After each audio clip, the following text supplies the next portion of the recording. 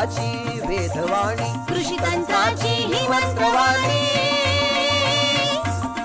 किसान वाणी, किसान वाणी, किसान वाणी, किसान वाणी. सफल शेतीची भाष्यवाणी, पेरन काढन सांगे वाणी, शेती सुखाची आधारवाणी.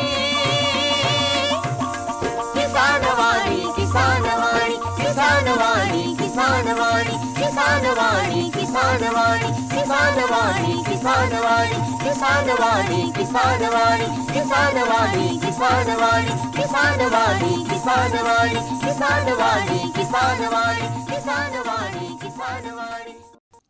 भारत सरकारच्या कृषी आणि शेतकरी कल्याण मंत्रालयाच्या वतीने प्रायोजित किसान वाणी कार्यक्रमात सादर करते सूरज गोळे यांच्यासह मी किशोर कुकडे आणि मी किशोर राऊत आपलं सहस्नेह स्वागत करतो. नमस्कार. किशोर, आज आपण शेतकरी बंधूंना काय ऐकविणार आहोत? तर किशोर, आज आपण ऐकवणार आहोत पावसाळी कांदा लागवडीचे अनुभव याविषयी संतोष भाकरे यांची मुलाखत. नक्कीच किशोर, आणि त्यासोबत आपला आजचा संवाद, हवामान वृत्त आणि हवामानाचा अंदाज सुद्धा आपण शेतकरी बंधूंना देणार आहोत. तेव्हा ऐकत रहा किसान वाणी.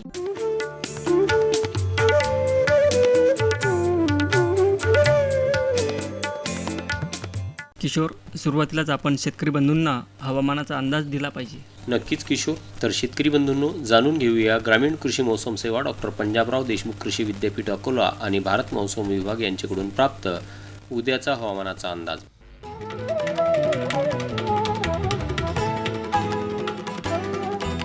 उद्याचं कमाल तापमान 29.9 अंश सेल्सिअस आणि किमान तापमान हे 23.9 अंश सेल्सिअस राहू शकते.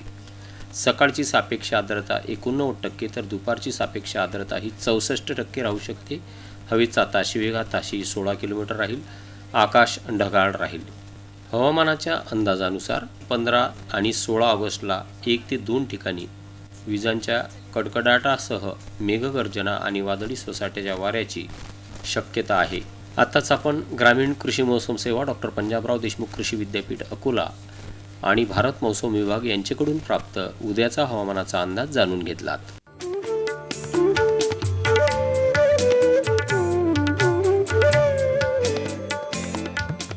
शेतकरी बंधूंनो, कार्यक्रमात यानंतर ऐकूया कृषीवाणी. वाचक स्वर आहे संपदा ढोके यांचा. शेतकरी बंधू भगिनींनो, नमस्कार. ऐकूया कृषीवाणी. मंडळी, कृषीवाणीमध्ये आज आपण जाणून घेणार आहोत मिश्र मत्स्य शेतीसाठी उपयुक्त मत्स्य बीज याविषयी माहिती, जी आपल्याला प्राप्त झाली आहे डॉक्टर पंजाबराव देशमुख कृषी विद्यापीठ अकोला यांच्याकडून. मंडळी, मिश्र मत्स्य शेतीमध्ये कटला, रोहू, मृगल आणि सायप्रिनस मासोळ्या एकाच वेळी वाढविता येतात, कारण या जातीची राहण्याची सवय, खाद्य आणि प्रजनन पद्धत वेगळी आहे. कटला या माशाची वैशिष्ट्ये जाणून घेऊया. कटला मासा पाण्याच्या पृष्ठभागाजवळचे अन्न खाणारा मासा असून तो खूप झपाट्याने वाढतो. कटला माशांचे तोंड वरच्या बाजूने वळलेले असल्याकारणाने त्याला तळ्याच्या वरच्या भागातील खाद्य खाणे सोपे जाते. चांगले नियोजन केले तर एका वर्षात एका माशांचे वजन 1 ते 1.5 किलोपर्यंत मिळते. जलद वाढ, चांगली किंमत, प्रेरित प्रजननास सोपा या कारणांनी हा मासा मत्स्य शेतीस अत्यंत उपयुक्त आणि किफायतशीर आहे. रोहू या माशाबद्दल जाणून घेऊया. रोहू मासा प्रामुख्याने जलाशयाच्या मधल्या थरात राहून झपाट्याने वाढतो. तो पाण्याच्या मधल्या थरातील अन्न खातो आणि किंचित खाली वळलेल्या त्याच्या तोंडामुळे त्याला तळ्याजवळील खाद्य खाणे सोपे जाते. रोहू मासा मत्स्य शेतीला उपयुक्त असून एका वर्षात त्याची वाढ 700 ते 900 ग्रामपर्यंत होते. तर शेतकरी बंधू भगिनींनो, आताच आपण कृषीवाणीमध्ये जाणून घेतली मिश्र मत्स्य शेतीसाठी उपयुक्त मत्स्य बीज याविषयी माहिती, जी आपल्याला प्राप्त झाली होती डॉक्टर पंजाबराव देशमुख कृषी विद्यापीठ अकोला यांच्याकडून.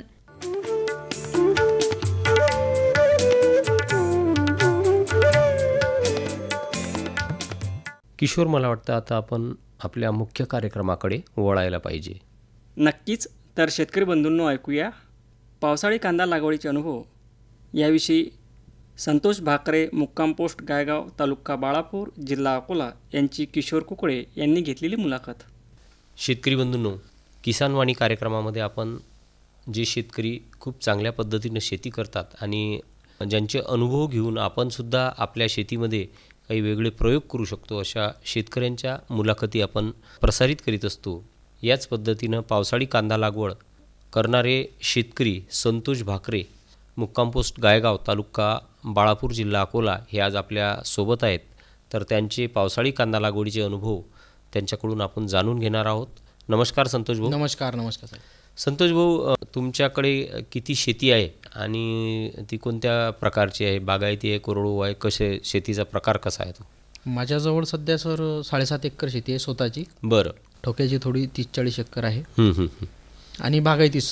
मी मुळात कोरडवाहू शेती करतच नाही. बरं, मला यावर्षी तुम्ही कोणकोणते पिकं लावले त्याच्याबद्दल सांगा. यावर्षी मी लावलेलं आहे उन्हाळी मिरची लावलेली आहे हं, आणि कांदा लावलेला आहे. हं. 8 एकर कांदा लावलेला आहे हं.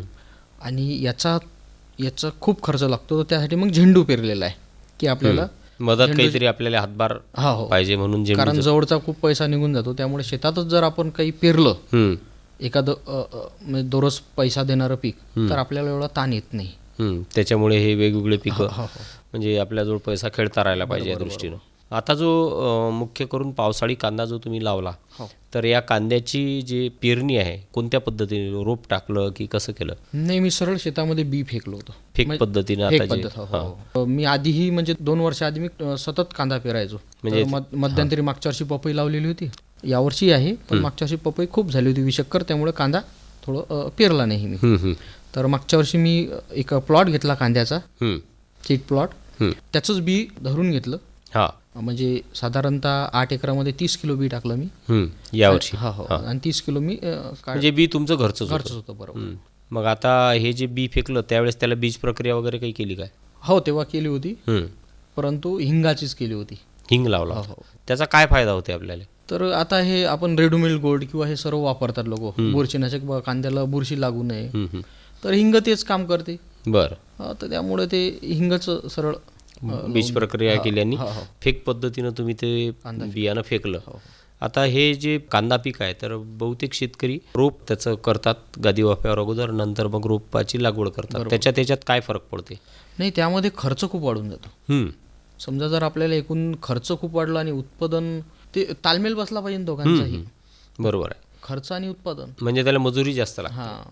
कारण लागवण म्हटलं तर एकराला माझ्या मते तरी 20-25 बाई लागू शकते, चांगली जर व्यवस्थित लागवण करायची. कारण आमच्या गावामध्ये तर मजूर हा म्हणजे नाहीच मुळात, कारण कोणाची इच्छाशक्तीच नाही करायची. कमीत कमी 20,000 रुपये तर लागवडचाच खर्च एकरी आहे, बरोबर, असं म्हणायला हरकत नाही. मग तुम्ही एकदम असं 8 एकराचं नियोजन केलं म्हणजे फार जास्त केलं असं नाही वाटत का तुम्हाला? हो, ते आहे ते, पण ते काय माझ्याजवळ शेती आहे ना, भरपूर त्या हिशोबाने तुम्ही शेती आहे, त्यामुळे 8 एकर क्षेत्र जे निवडलं तुम्ही ते कोणत्या प्रकारची जमीन आहे? ती काळी कसदार आहे आणि मुळात ती पाणी निचरा करणारी आहे. पाणी निचरा, त्यामुळे मला बेड करायची पद्धत म्हणजे बेडची गरज पडली नाही तुम्हाला. आणि त्यात काय केलं मी, नुसतं कांदाच नाही तर मी कांदा काय केलं होतं, उन्हाळ्यातच मे महिन्यात फेकून दिला शेतामध्ये. म्हणजे काय भुसभुशीत जमीन केली, आधी शीप दिली होती, म्हणजे त्यात एक साधं ढेकुलही दिसत नव्हतं. त्यात म्हणजे मौलच जमीन झाली, त्यात बी फेकलं, पुन्हा वकर मारला. आधी ट्रॅक्टरने तर बेड पाडलेच होती मी तुरीसाठी, आणि त्याच्या मधामध्ये कांदा टाकून दिला. पहिला पाऊस म्हणजे मला आता आठवते, एक अवकाळी पाणी पडलं होतं जूनमध्ये 12-13 तारखेला, तो माझा कांदा 19 तारखेला निघालेला होता पहिल्याच पाण्यामध्ये. फक्त समस्या अशी आहे, ते दाट यासाठी टाकावं लागते की त्याला मुंग्या खूप वेचतात. बरोबर. तो एक मोठा म्हणजे ते बिया मुंग्या वेचतात. तुम्ही मुंग्या काय खूप प्रमाणात वेचतात ते, त्यामुळे आपण दाट टाकलं पाहिजे त्यामध्ये. बरं. मग आता निघाल्यानंतर मग त्याचा पावसाळी कांदा म्हटलं तर मोठ्या प्रमाणात नुकसानाची शक्यता असते. तुम्ही सुरुवातीला सांगितलं की जमीन तुमची निचऱ्याची होती, परंतु तरी फंगस जे आहे म्हणजे बुरशीचे जे प्रादुर्भाव होतात कांद्यामध्ये आहेत किंवा तणाचा सुद्धा प्रादुर्भाव होते, याच्यासाठी तुम्ही काय उपाययोजना केली? कांद्यासाठी मी तणनाशक वापरलं त्यामध्ये, परंतु काय असते, कांद्याचं तणनाशक कसं ग्लायपोसेट सारखं नाही आहे की ते पूर्ण तणाला जाळून टाकेल, पूर्ण निघून जाईल असं नाही. कांदा म्हटलं तर म्हणजे शेतात आपल्याला मजूर वर्ग म्हणजे मायमावले आपल्याला सांगावंच लागतात. बरोबर. तर तणनाशक एक मारून दिलं, दुसरंही मारलं चालते, परंतु तिसरं तणनाशक त्यामध्ये चालत नाही माझ्या अनुभवानुसार. बरोबर. ते पीक मार खाते मग. तर मी एक मारलं आणि ते मुळात जे शेत निवडलं होतं मी ते उन्हाळ्यातच पाणी देऊन त्याचं तण म्हणजे काढून 50% घेतलं तण मी काढलं होतं त्यामध्ये. त्यामुळे ते काही असं फारसं तण नाही त्यामध्ये. मग त्याच्यानंतर तुम्ही खुरपणी वगैरे केली त्याच्यात? हो. बरं, आता मला सांगा की त्याच्यासाठी कांद्यावर काही रोग येतात म्हणजे बुरशीजन्य रोग असतात, तर त्याच्यासाठी सुद्धा फवारण्या घेतल्या का? हो, एक घेतली होती. एक फवारणी घेतली. हो, एक घेतली. आणि हे कांदा जो पावसाळी तुम्ही कांदा करता, तुमच्या आजूबाजूला कोणी पावसाळी कांदा तर करणार नाही, नाही. तर मग तुम्ही हे जे सगळं करता तर याचं मार्गदर्शन कुठून घेता मग? बरोबर. हा एक महत्त्वाचा मुद्दा मांडला तुम्ही. तर मुळात डॉक्टर पंजाबराव कृषी विद्यापीठाचे जे विद्वान जे मंडळी तिथं तज्ज्ञ बसलेले आहेत, तर ते आपल्याला मार्गदर्शन करतातच. बरोबर. मुळात ते तर असं आहे की ते वाट पाहतात की आपल्याला बरोबर आहे, आपण गेलो तर त्यांची आपलं स्वागत ते तळमळ आहे त्यांच्यात, तेवढी ती आतुरता आहे की बा शेतकरी, आणि त्यांनाही वाटते की बा शेतकरी आपला बळीराजा सुखी झाला पाहिजे, सदन झाला पाहिजे. ते पूर्ण मार्गदर्शन करतात. फक्त आपली इच्छाशक्ती लागते की त्यांना आपण तिथपर्यंत त्यांना विचारलं पाहिजे. बरोबर. आणि मुळात माझं आहे की बा माणसानं सतत विचारत राहिलं पाहिजे. म्हणजे ते म्हणतात ना की बा देणाऱ्याने देत जावे, घेणाऱ्याने घेत जावे, घेता देणाऱ्याचे दोन्ही हात घ्यावे. मला सांगा, आता याच्या अगोदर तुम्ही पावसाळी कांदा लावला होता का कधी केव्हा? हो, लावला होता. मी दरवर्षीच लावतो. मागच्या वर्षीच माझा खंड पडला होता त्यामध्ये. नाही तर मग दरवर्षी असते माझा. मग आता हा काढणीसाठी केव्हा येणार? ऑक्टोबरच्या 1-2 तारखेला माझा कांदा निघेल. म्हणजे तुम्ही ते तारीख फिक्स केलेली आहे असते किंवा या तारखेला आपल्याला काढायचं आहे. काढणीसाठी तुम्हाला किती मजूर लागते साधारण एकरी? काय करत असतो की सरळ एक 50 रुपये डाल्याप्रमाणे मजुराला कापायला देऊन देत असतो. हा, म्हणजे डोक्याला ते त्रास नको. म्हणजे तो काढणे आणि कापून देणे. बस 50. आता एका वर्षा आधी होतं, आता यावर्षी मजुरी वाढल्यामुळे 10-20 रुपये वाढवावं लागतील.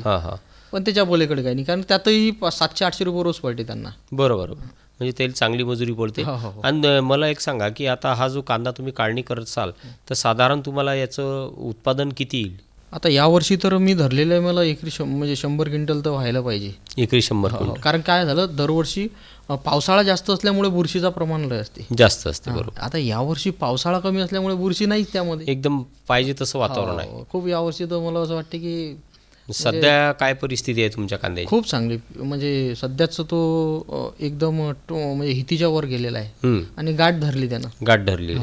आता तोपर्यंत तुम्हाला आणखी काय करावं लागेल त्यासाठी? तुम्ही खत व्यवस्थापन कसं केलं त्याचं? खत तर त्यामध्ये देणं गरजेचं आहे. त्याला जेवढं खत देईल तेवढं ते हिरवं राहील तेवढं. आणि काय असते सर, हिवाळ्यामध्ये काय एवढे रोग नसतात, कारण वातावरण फार पोषक असते. बरोबर. पावसाळ्यामध्ये जास्त आजूबाजूने खूप सारे पिकं असतात, ती कीड आपल्या याच्यावर जास्त अटॅक करते कांद्यावर. तर आपण त्या दृष्टिकोनातून फवारणी केली पाहिजे. पण फवारणी करत असताना म्हणजे आपण बळी नाही पडता कामा. म्हणजे माहिती नसते काही त्यामधलं, आणि मग अवाकाट हवे आपण जातो, हे असं आहे तसं आहे. तर म्हणजे आपल्याला ते समजलं पाहिजे की आपण कोणती फवारणी याला केली पाहिजे. बरोबर. आणि ते किती, त्याचा बजेट किती असला पाहिजे. नाहीतर मग आपल्या एखाद्या कृषी सेवा केंद्रामध्ये गेले आणि हे घेऊन जा, ते घेऊन जा, यानंतर मग आपल्याला 7-12 कोरा होऊन जाईल. बरोबर आहे. म्हणजे तुम्ही तज्ञाचा सल्ला घेतल्याशिवाय काही पुढचं पाऊल टाकत नाही. आणि मला एक सांगा की हा जसा तुमचा एक अंदाज आहे की 100 क्विंटल प्रति एकर होऊ शकते, तर याच्या अगोदर तुम्हाला कितीपर्यंत कांदा झालेला आहे? हो, मला तोच म्हणजे 110-120 100 क्विंटल. कारण या घाती काय असते पावसाळ्यामध्ये, म्हणजे हेच वर्ष आहे की मला असं वाटू राहिलं की काही त्रास नाही बाबा कांद्याचा. जास्त पाणी असलं की थोडंसं मररोग, बऱ्याचशा समस्या, कारण गवताचंही कांद्यामध्ये या घाती नियंत्रण करणं म्हणजे फार कठीण जाते. बरोबर आहे. तर एक महत्त्वाचं असं विचारतो की हा जो तुमचा 8 एकर कांदा तुम्ही लावलेला आहे आणि तुमचं जे खर्च आहे कांदा या पिकावरचा, हा खर्च किती आहे? आणि तुम्हाला अपेक्षित उत्पन्न तर तुम्ही सांगितलं, तर साधारण या कांद्याचा खर्च किती आहे तुमचा? सध्या तर माझं घरचं बी असल्यामुळं बियाचं तर मी वाचलो स्वतःचं. बरोबर. म्हणजे 30,000 रुपये, त्यानं 1,000 रुपये किलो जर विचार केला आपण. आणि नंतर राहिलं, निवडताना जमीन मी अशी निवडलेली होती की ज्यामध्ये जास्त तण नसलं पाहिजे. बरोबर आहे. तिथेही खर्च कमी झाला. आणि त्यामध्ये आपण एक तूर तर लावलेलीच आहे, म्हणजे त्यात आंतरपीक तुरही आहे. हा, तुरही आहे. अरे वा. तर त्यामुळं, आणि दुसरी गोष्ट, लहान असतानाच आपण तणनाशक त्यामध्ये वापरलं, कारण तण जर मोठं झालं तर तणनाशक काम करत नाही. बरोबर. त्यामुळे ते तणनाशकही वापरताना दाट वापरलं, म्हणजे काय होते, शेतकरी भुरभुर फवारा करतात, त्यामुळे तण मरत नाही. बरोबर. सुरुवातच इतकी, म्हणजे काय असते, सुरुवात चांगली झाली म्हणजे शेवट चांगला होत असतो. बरोबर. तर सुरुवातच मी, म्हणजे तुमचा खर्च असा काही फार जास्त नाही. क्षेत्रफळ जरी जास्त असलं तरी खर्च जास्त नाही. आतापर्यंत एकरी 4 बाया मला लागलेल्या आहेत. खुरपणीसाठी म्हणजे 2 निंदण्यासाठी. तर तो काही असा, आणि सुरुवातीला निंदण काढल्यामुळे रोजही कमी होता. बरोबर आहे, आता एकदम. गगनाला भिडलेली आहे मजुरी. आता मजुऱ्या खूप आता वाढल्या. मला निंदायची गरजच नाही. आता मला सांगा की जर समजा तुमच्या गावात सोयाबीन घेणारे शेतकरी असतील किंवा कपाशी करणारे शेतकरी असतील किंवा तुमच्याही इतर शेतात सोयाबीन आहे, कपाशी आहे, त्याच्या तुलनेत हे पीक फायदेशीर आहे का? खूप खूप खूप फायदेशीर खूप आहे. फायदेशीर. आता माझं मी साहेब यावर्षी असं लिहून देतो की माझा कांदा हा 25-30च्या दरात जाणार आहे. म्हणजे भाव तुम्हाला चांगला भेटू म्हणजे शकतो. ते काय असे शेतकऱ्यानं काय असते, समजा एक डोळा शेतकऱ्याचा पिकाकडे असला पाहिजे आणि दुसरा डोळा भावाकडे असला पाहिजे. बरोबर आहे. तर संतोष भाऊ, तुम्ही अतिशय महत्त्वपूर्ण पावसाळी कांदा लागवडीचे अनुभव आमच्या शेतकरी श्रोत्यांसाठी सांगितले, त्याबद्दल आकाशवाणी आणि आमच्या शेतकरी श्रोत्यांतर्फे मी आपले आभार मानतो. धन्यवाद. धन्यवाद. धन्यवाद साहेब. आत्ताच आपण ऐकलीत पावसाळी कांदा लागवडीचे अनुभव याविषयी संतोष भाकरे, मुक्काम पोस्ट गायगाव, तालुका बाळापूर, जिल्हा अकोला यांची किशोर कुकडे यांनी घेतलेली मुलाखत.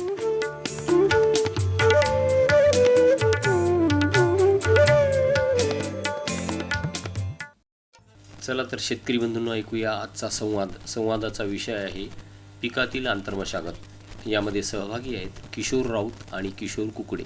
भाऊराव, ओ भाऊराव, सांगणं मी ऐकून राहिलं ना रे. मी काय म्हणतो, हो, आज तुम्हाला असं वाटते पुऱ्या दिवसभर रिकामा होता वाटते आहे ना? हो म्हणजे पाय गळ्या, आज सकाळी झेंडावंदन केलं. हा, मग झेंडावंदनानंतर ते शाळेत वृक्षारोपण पण होतं. बर. तर त्या वृक्षारोपणमध्ये टाईम गेला. मग आज काही शेतात चक्कर मारलाच नाही. हा, दिवसभर घरीच होतो. असं करू तसं करू, कायच रे, पुरा टाईम गेला. कसं करून भाऊरावला भेटायचं, थोडीशी माहिती घ्यायची. पाय आता संध्याकाळच्या पारी आलो, बायको म्हणे पुरा दिवस गेला म्हणे आणि आता चालले म्हणे भाऊरावच्या घरी. आता मी काय करतो, मी जे माया आली की तिला म्हणतो, बा एवढ्या गाईचं दूध काढतोस हां, आणि आमच्यासाठी चहा ठेव. चहा म्हटलं की माझ्या तोंडाला पाणी सुटते, तुला तर माहीत आहे. झाली का सगळी आंतरमशागत मग ते? सांगले का, मला समजून नाही राहिलं आंतरमशागत नेमकी करावं कशी. मग कसं धरसोड होते.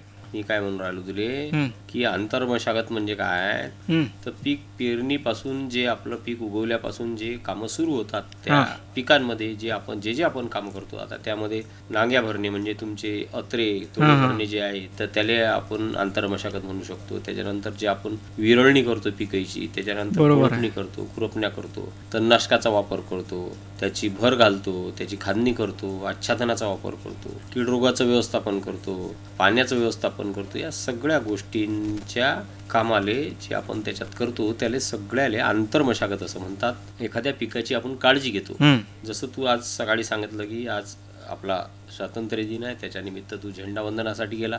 तुम्ही काय केलं, वृक्ष लागवड केली, वृक्षारोपण केलं. आता तुम्ही वृक्षारोपण दरवर्षी करू राहिले, हो, पण त्याचं वृक्ष संवर्धन कधी होईल? म्हणजे आता त्याच खड्ड्यात तुम्ही जर 10 वर्ष झाले झाडं लावून राहिले, तर मग त्या तुमच्या वृक्षारोपणाला अर्थ राहिला काय? पेरणी केली ना आंतरमशागत केलीच नाही, तर मग या पेरणीचा काही फायदा होईल का आपल्याला? नाही. मग ते पीक तग धरणार आहे काय? नाही. जर तुम्ही झाड लावलं, त्याचं तुम्ही निगराणी केली नाही, त्याचं कुंपण भरलं नाही, त्याला वेळेवर पाणी दिलं नाही, त्याची काळजी घेतली नाही, त्याच्यातलं तणकट काढलं नाही, तर मग त्या झाडाची वाढ होईल काय? नाही. मग काय होईल की आपल्याला त्याच गड्ड्यात दुसऱ्या वर्षी डबल झाडाला लावावं लागेल. आहे की नाही? कोणतंही काम करत असताना म्हणजे वृक्ष लागवड जेवढी महत्वाची आहे त्याच्याही पेक्षा जास्त महत्वाचं आहे त्याचं संवर्धन. बरोबर आहे. म्हणजे आता एखादं पीक जर तुम्ही लावलं, आता उदाहरणार्थ आपण कपाशी आहे, तर कपाशीमध्ये काय आहे, तर सुरुवातीला आता समजा ऑगस्ट महिन्यापर्यंत आलो आपण, तर खताचा आपला दुसरा हप्ता कंप्लीट व्हायला पाहिजे. बरोबर आहे. म्हणजे जे तुम्हाला शिफारशीत तुमच्या माती परीक्षणाच्या अहवालानुसार जे तुम्हाला खत मात्रेची शिफारस केलेली आहे,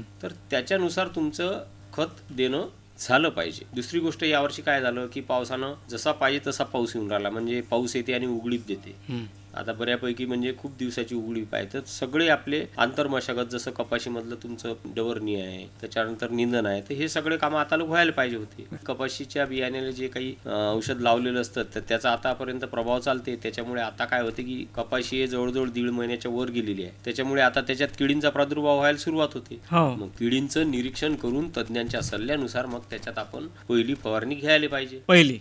कारण कीड नियंत्रण जर करायचं असेल आपल्याला, तर त्याच्यात जर कीड आलीशील, त्याचे जे पानं आहेत म्हणजे तुमचं कपाशीचं जे झाड आहे, त्या झाडावर कोणकोणत्या किडी आलेल्या आहेत. जर तुडतुडे आले असतील तर पानं खालच्या बाजूला त्याच्या कळा झुकतात, लालसर होतात, मग तुडतुडीचा प्रादुर्भाव आहे असं समजतो. मावा म्हणजे काळ्या रंगाचा बहुधा कपाशी या पिकावर मावा येतो. आता तुमच्या वावरात जर समजा ट्रॅप क्रॉप जे आहेत, चवडी आहे, तर त्याच्यावर ते सुरुवातीला येतो.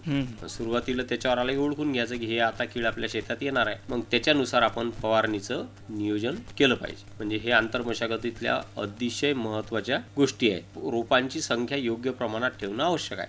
हां, हे महत्त्वाचं. म्हणजे आपल्या उत्पादनात फरक पडू शकते जर झाडाची संख्या कमी झाली तर. जर समजा काही कारणानं जर पीक खूप विरळ झालं असेल तर आपण त्याच्यात दुसरे रोपं लावायला पाहिजे. काही कारणानं जर खूप दाट झाले असेल तर विरळणी करायला पाहिजे. सघन पद्धतीनं कापूस लागवड केली तर त्याच्यात तुम्हाला काय करायला लागेल, तुम्ही 2 ओळीतलं अंतर हे 3 फूट ठेवलं, 2 झाडातलं अंतर तुम्हाला 15 सेंटीमीटर म्हणजे अर्धा फूटच ठेवायचं आहे. त्याच्यापेक्षा जर जास्त तुम्हाला ठेवायचे असेल तर 1 फुटावरही झाड तुम्ही ठेवू शकता. ते क्लोजर स्पेसिंगमध्ये जाते. म्हणजे तुम्हाला झाड संख्या किती घ्यायची आहे, तुमचं व्यवस्थापन कोण्या पद्धतीनं आहे, त्या पद्धतीने तुम्ही कपाशी पिकाची विरळणी केली पाहिजे. आता याच्यापेक्षा जास्त जर विरळणीला आपण उशीर केला किंवा खाळे भरण्यासाठी उशीर केला तर मग ते काही कामाची गोष्ट राहणार नाही. कारण खूप मोठे झालेले झाड काही बाहेर, हे झाडं लहान राहतील ते होतील मोठे. तर मग दोन्ही गोष्टी काय महत्वाच्या आहेत, तर त्या गोष्टीची वेळ खूप महत्वाची आहे. म्हणजे त्या टाईमवर जर झालं तर मग खूप चांगलं. कपाशी पिकातले जे खाडे आहेत ते जर भरल्या गेले नसतील किंवा भरल्यावरही ते जर निघाले नसतील तर आपण त्याच्या ठिकाणी ओव्यासारख्या पिकाच्या खांड्या भरतो.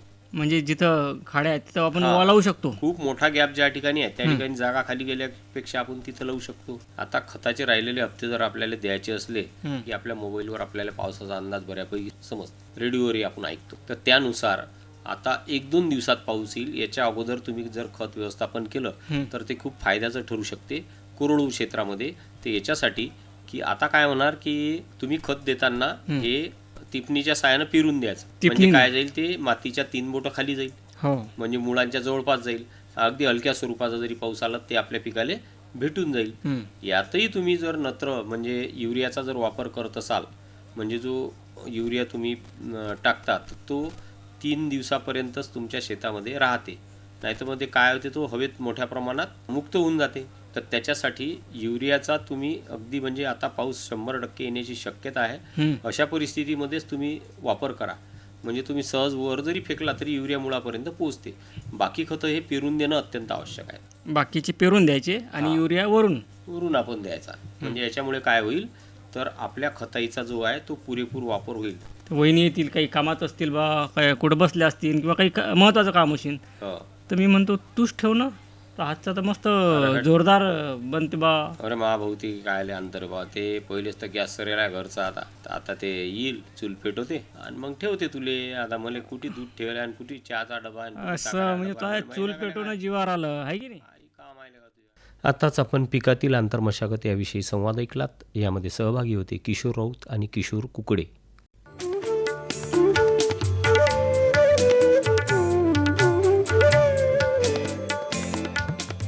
तर किशोर, सरते शेवटी आपण शेतकरी बंधूंना हवामान वृत्त सांगितलं पाहिजे. नक्कीच. तर शेतकरी बंधूंनो, सरते शेवटी जाणून घेऊया आजचं हवामान वृत्त.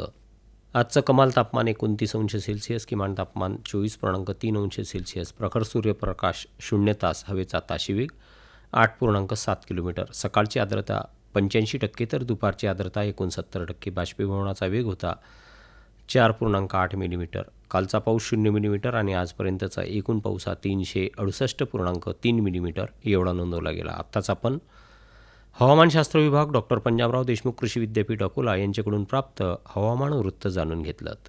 शेतकरी बंधूंनो, आजच्या हवामान वृत्तासोबतच आपल्या आजच्या किसान वाणीची वेळसुद्धा संपलेली आहे. तेव्हा पुन्हा भेटू आपल्या आवडत्या कृषीविषयक कार्यक्रमात. तोवर मला किशोर कुकडेला आणि मला किशोर राऊतला निरोप द्या. नमस्कार.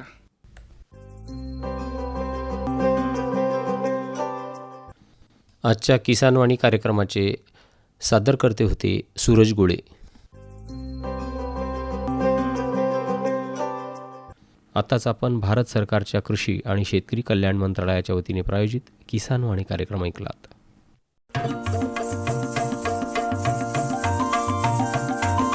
किसानवाणी, किसानवाणी, किसानवाणी, किसानवाणी. हिरव्या स्वप्नांची साध्यवाणी, प्रगत योगाची वेधवाणी, कृषी तंत्राची ही मंत्रवाणी. किसानवाणी, किसानवाणी, किसानवाणी, किसानवाणी. सफल शेतीची भाष्यवाणी, पेरणी काढन काढन सांगे वाणी शेती सुखाची आधारवाणी किसानवाणी किसानवाणी किसानवाणी किसानवाणी किसानवाणी किसानवाणी किसानवाणी किसानवाणी किसानवाणी किसानवाणी किसानवाणी किसानवाणी किसानवाणी किसानवाणी किसानवाणी किसानवाणी किसानवाणी